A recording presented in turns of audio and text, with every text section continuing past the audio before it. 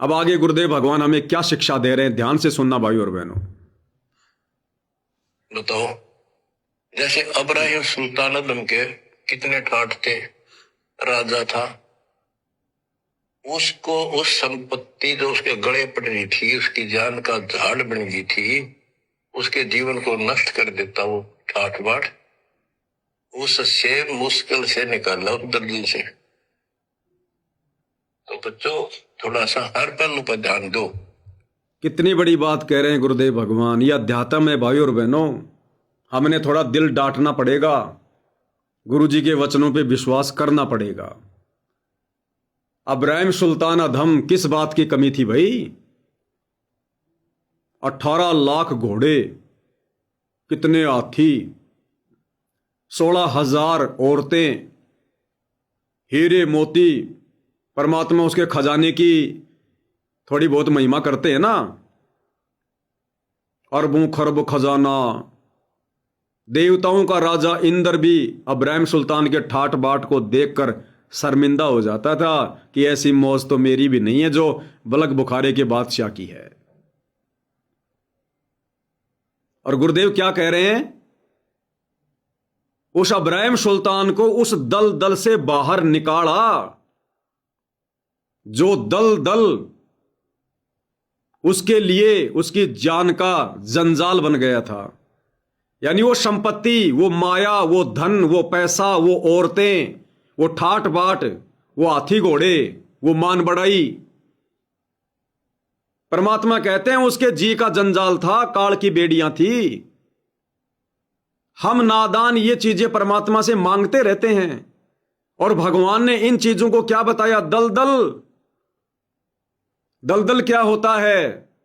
ऐसी मिट्टी, ऐसी गारियां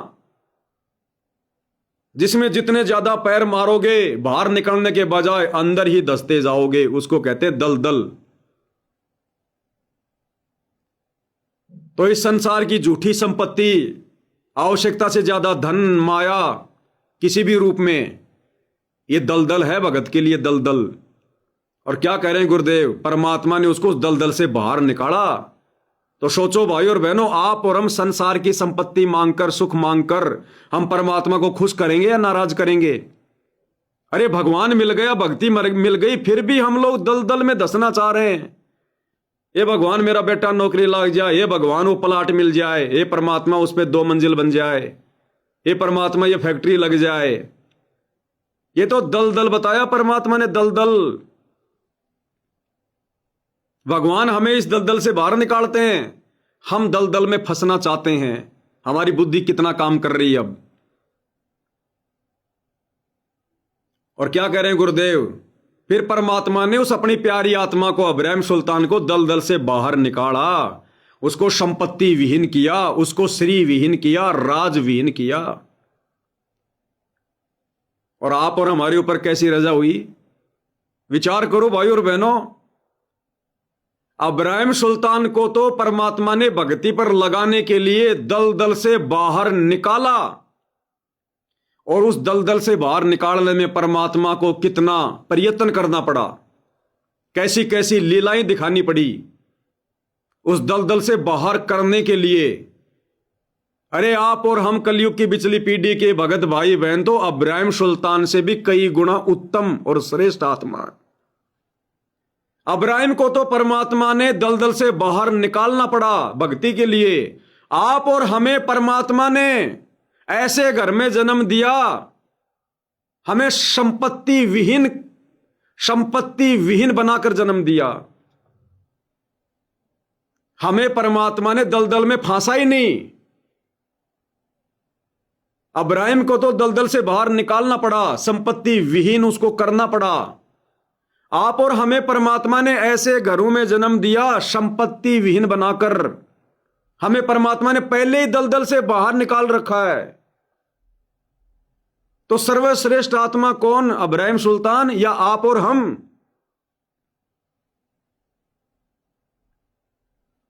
अब यदि हम उसी दलदल में फंसना चाहेंगे अपनी कमजोर बुद्धि के कारण, तो फिर मोक्ष कैसे प्राप्त करेंगे?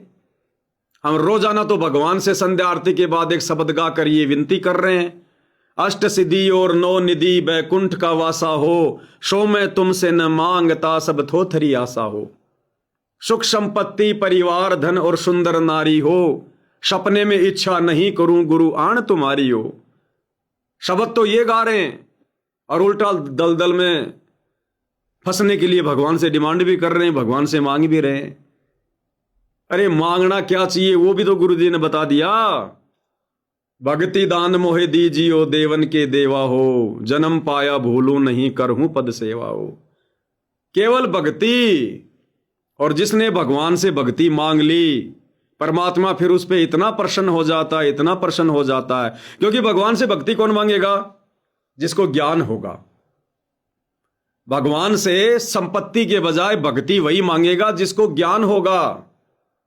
यानी कभी भी उसके मन में ये इच्छा भी नहीं आएगी कि मेरे पास धन हो, बड़ी कोठी हो, बड़ी कार हो, मैं पैसे वाला हूं।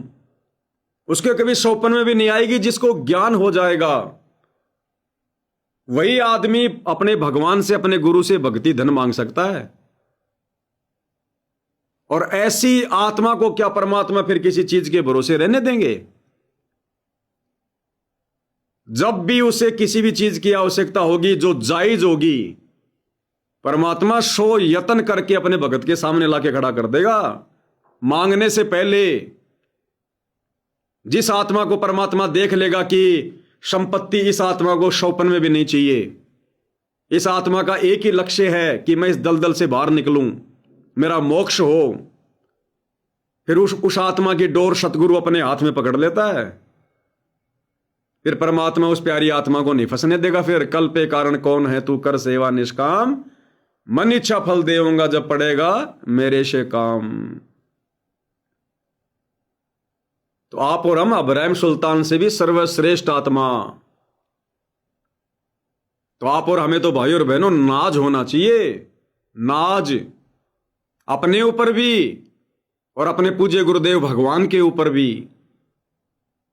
अगर हमने थोड़ी सी मेहनत कर ली, थोड़ा सा दिल डांट लिया, धैर्य बना के रखा, टारगेट केवल मोक्ष रखा, ये हमारा अंतिम जन्म होगा। अंतिम जन्म क्या कह रहे हैं मालिक? बताओ, जैसे अब्राहिम सुल्तानदम के कितने ठाट थे, राजा था, उसको उस संपत्ति जो उसके गले पड़ रही थी, उसकी जान का झाड़ बन गई थी, उसके जीवन को नष्ट कर देता वो ठाठ बाट, उससे मुश्किल से निकाला उस दलदल से। तो बच्चों थोड़ा सा हर पहलू पर ध्यान दो। हर पहलू पे ध्यान देना होगा, हर पहलू पे सुनो आगे।